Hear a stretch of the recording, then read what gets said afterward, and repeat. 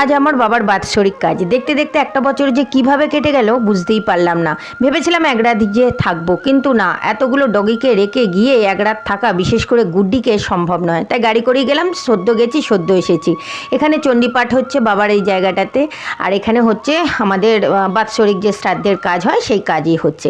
বাবা যা যা খেতে ভালোবাসতো সমস্ত কিছু মা আর দীপ্তি রান্না করে দিয়েছে। আর সবার আগে এদেরকে ভোজন করানো হচ্ছে, লুচি আর মিষ্টি। এ দুজন এসেছিল, দুজনকে খাইয়ে নেওয়া হলো। এখানে পিণ্ডদানের কাজ হচ্ছে। পিণ্ডদানের সময় না একটা কাকও এসেছিল, জানো তো, সেটা তোমাদের সাথে ক্যামেরাবন্দি করা হয়নি। আর এখানে এই যে আমাদের পুরোহিত মশাই, ব্রাহ্মণ ভোজনে 5 জন ব্রাহ্মণকে বলা হয়েছিল, একে একে পা ধুইয়ে দিয়ে তাদেরকে বিদায় জানানো হলো। সবার খাওয়া দাওয়া কমপ্লিট হয়ে গেছে। শেষে আমি আর আমাদের যিনি কাজ করছিলেন ওই দাদা দুজনে একসাথে খেতে বসেছি। তারপর এই যে প্রাকৃতিক পরিবেশ দেখতে দেখতে বাড়ি ফেরার পালা।